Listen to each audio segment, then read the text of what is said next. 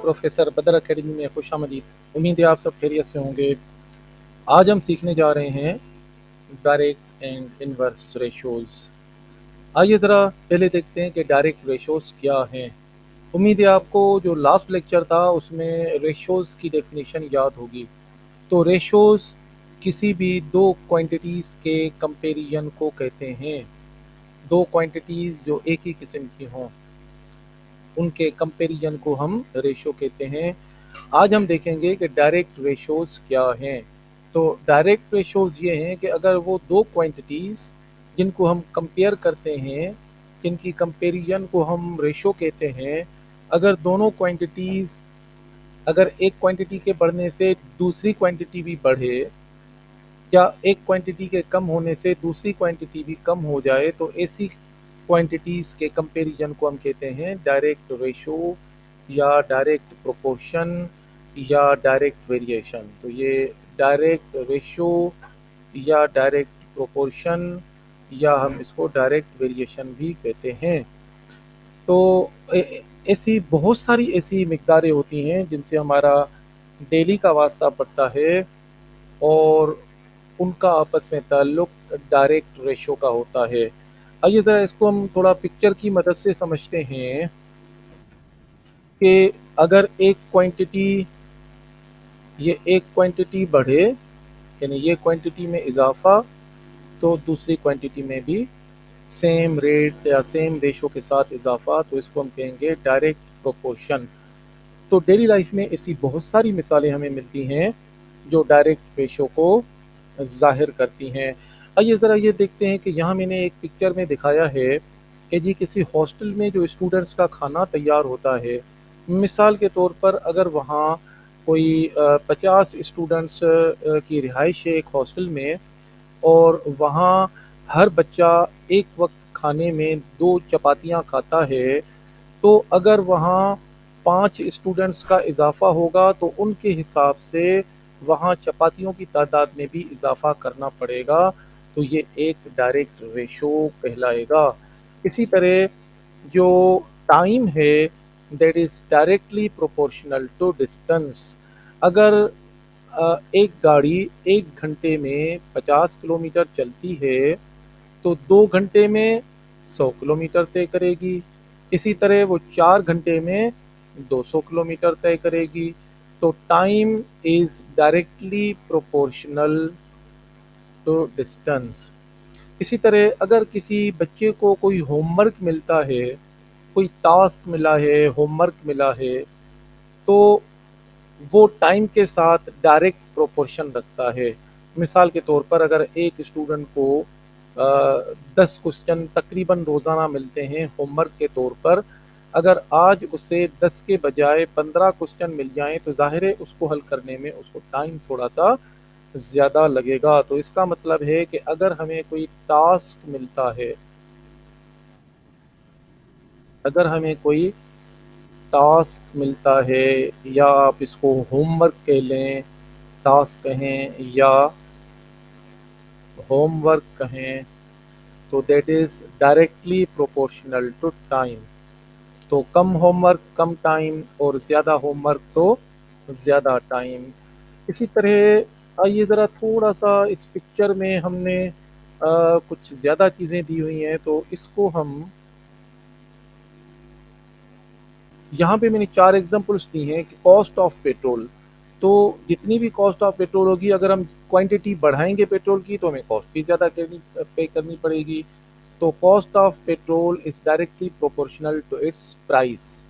तो इसी तरह एक्सचेंज रेट जो है तो एक्सचेंज में हम जितनी करेंसी ज़्यादा देंगे एक्सचेंज में हमें अगली करेंसी उतनी ही ज़्यादा मिलेगी। कम करेंसी तो कम एक्सचेंज, ज़्यादा करेंसी तो ज़्यादा एक्सचेंज में हमें करेंसी ही मिलेगी। इसी तरह यूनिट कन्वर्शन है, ज़्यादा यूनिट कन्वर्ट करेंगे तो हमें आगे रिज़ल्ट भी ज़्यादा ही मिलेगा और कम यूनिट कन्वर्ट करेंगे तो हमें उसकी आगे जो करस्पॉन्डिंग लेंथ मिलेगी जिस भी यूनिट में हम कन्वर्ट करेंगे वो कम ही मिलेगी। इसी तरह सेल और इनकम जो है, आइए ज़रा ये देखते हैं जी सेल और इनकम।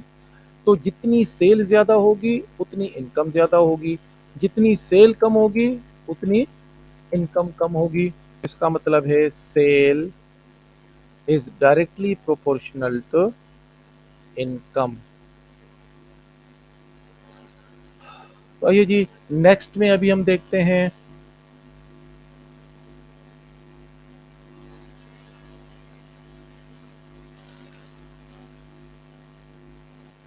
नेक्स्ट में हमारे पास है जी स्क्वायर है, और उसकी जो एक साइड है दैट इज 1, तो इसका पेरीमीटर किसके बराबर हो जाएगा, तो इसका पेरीमीटर बराबर हो जाएगा, तो ये आपकी हो जाएगी जी साइड।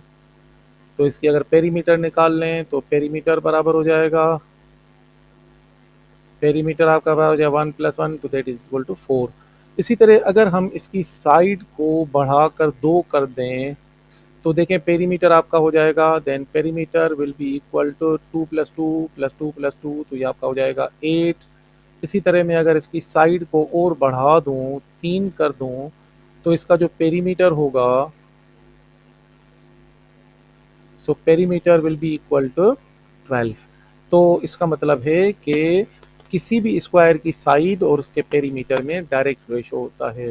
तो side of square, side of square is directly proportional to its perimeter।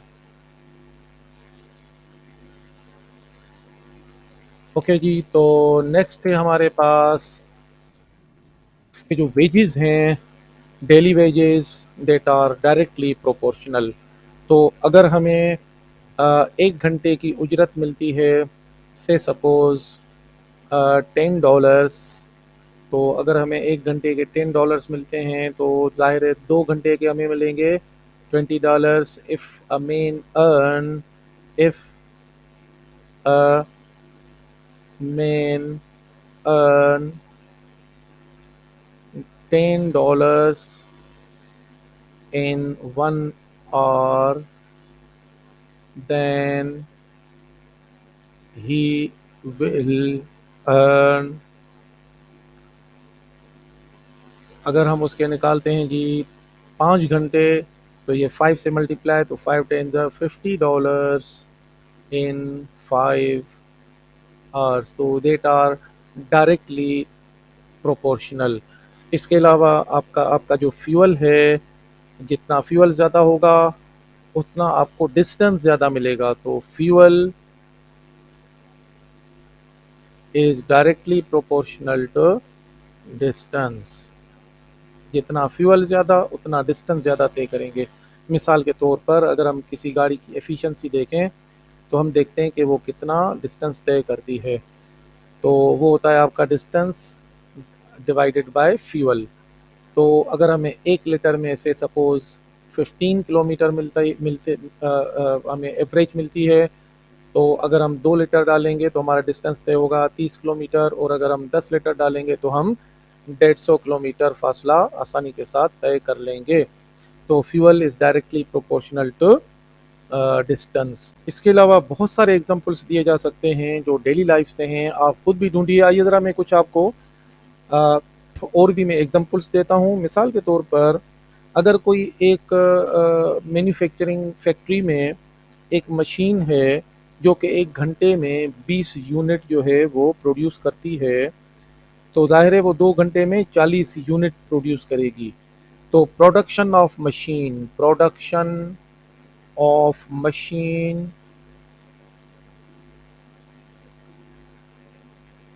Is directly proportional to time. इसके अलावा जी एक और मिसाल ले लीजिए कि cost of any item is directly proportional to its quantity. मिसाल के तौर पर अगर कोई हम चीज़ ख़रीद रहे हैं और उसकी कॉस्ट है 10 रुपीज़, तो जैसे ही हम यहाँ से कॉस्ट बढ़ाएंगे, मैं 20 रुपीज़ करूँगा तो क्वांटिटी भी डबल हो जाएगी, मुझे 2 आइटम मिलेंगे। और अगर मैं 100 रुपया दूंगा तो मुझे उसकी क्वांटिटी 10 मिलेगी। तो cost of one item, cost of any item is directly proportional to its quantity. इसके अलावा जी speed is directly proportional to speed is directly proportional to distance.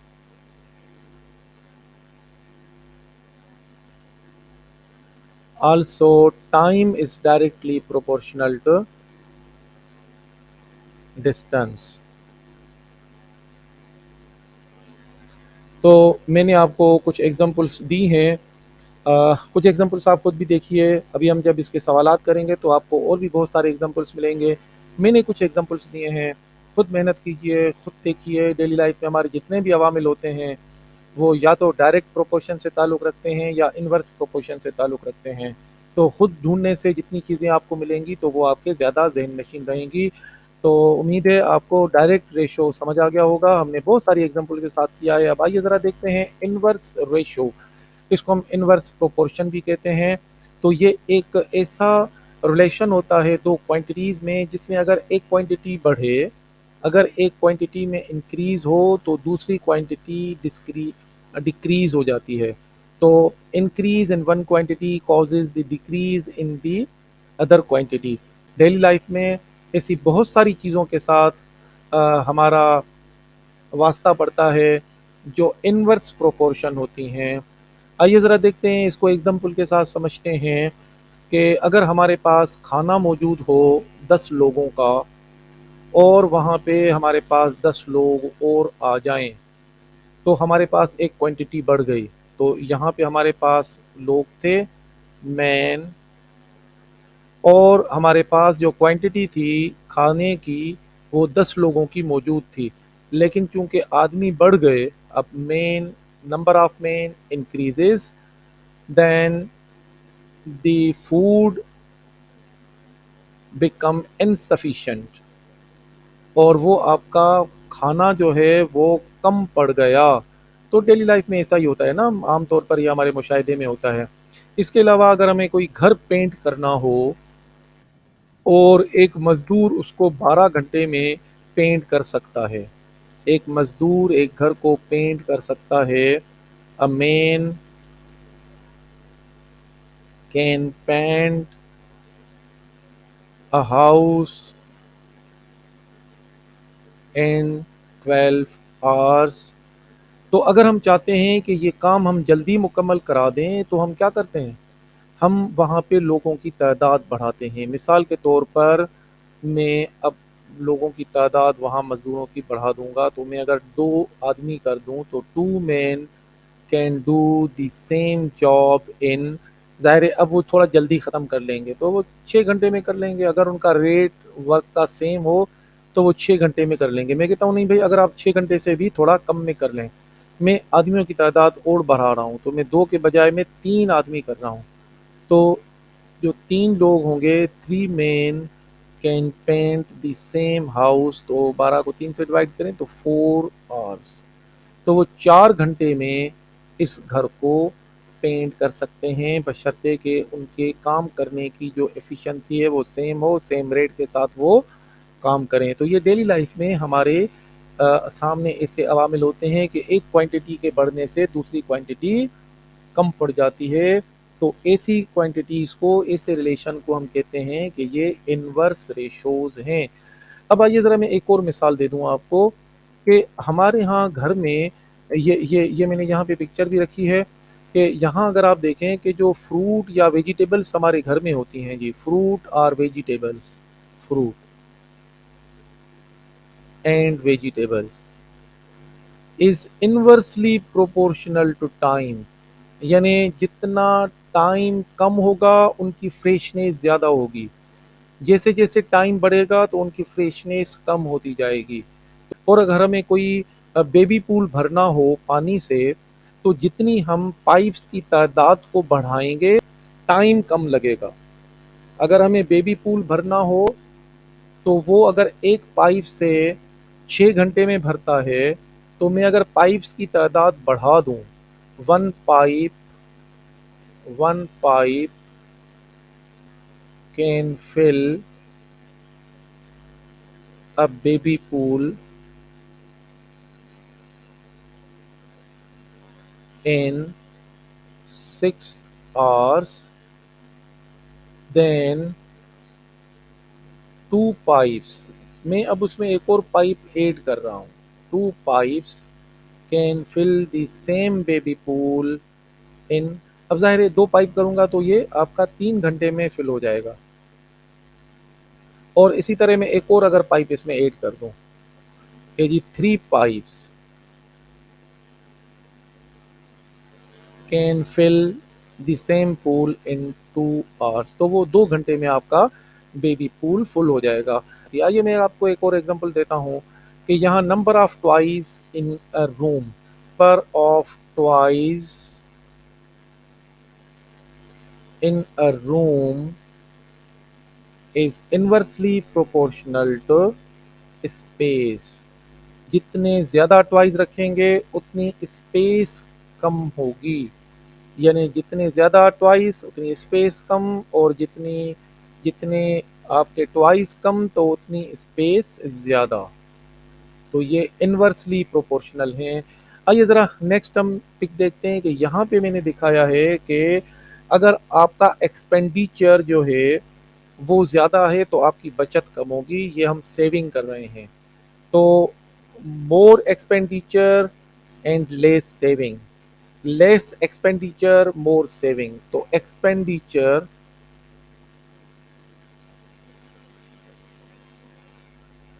Is inversely proportional to savings.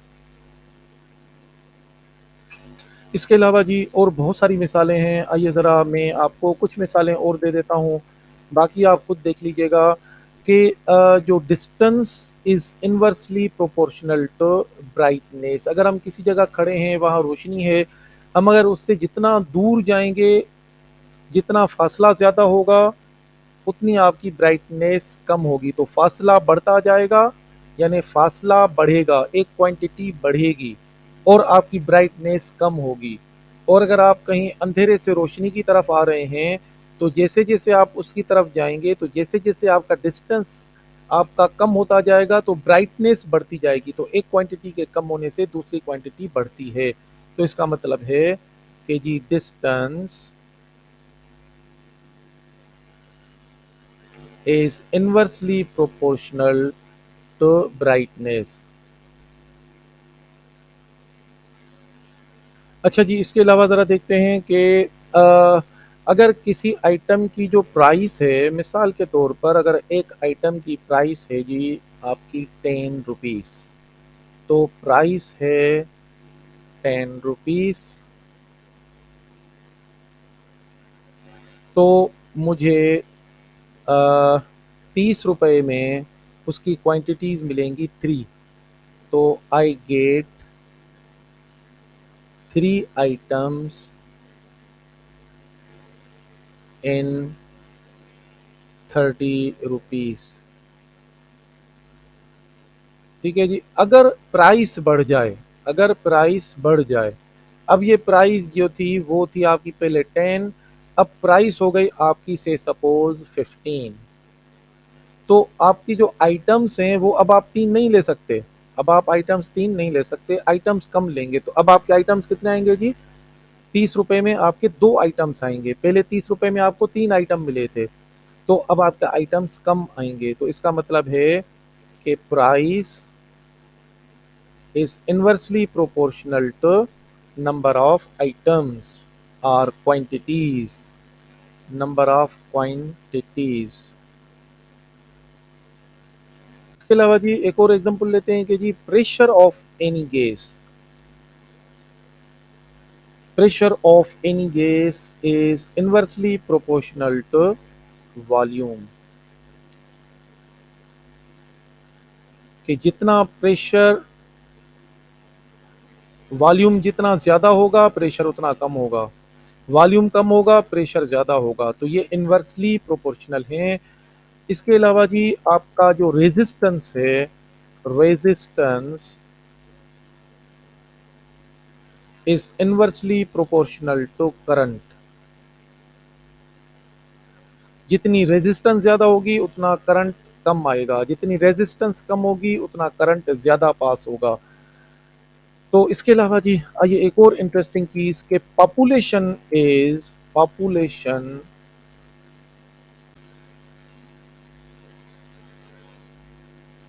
population is inversely proportional to resources।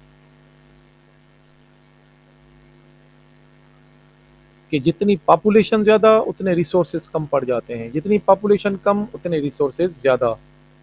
तो मेरे ख्याल में मैंने आपको काफ़ी सारी एग्जांपल्स दी हैं। अब आप खुद भी ज़रा इन चीज़ों को खुद देखिए कि ऐसी कौन सी क्वांटिटीज़ हैं जो आप डेली लाइफ में आपके सामने आती हैं, ऐसी कौन सी क्वांटिटीज़ हैं कि एक क्वांटिटी के बढ़ने से दूसरी क्वांटिटी कम होती है, या एक क्वांटिटी के कम होने से दूसरी क्वांटिटी बढ़ जाती है। तो इनको हम इन्वर्स रेशो या इन्वर्स प्रोपोर्शन कहते हैं। उम्मीद है आज का लेक्चर आपने एंजॉय किया होगा। अगर आपको कोई क्यूरीज हैं तो आप कमेंट बॉक्स में आइए, हमसे सवाल पूछिए। हम कोशिश करेंगे कि आपको उसके जवाबात जल्द अज जल्द दे दें। तो अगर आपने हमारे चैनल को सब्सक्राइब नहीं किया तो हमारे चैनल को सब्सक्राइब करें, ताकि आपको हर आने वाली वीडियो वक्त पर मिलती रहे। तो फिर मिलते हैं जी अगली वीडियो के साथ। तो अपना ख्याल रखिएगा। अस्सलाम वालेकुम।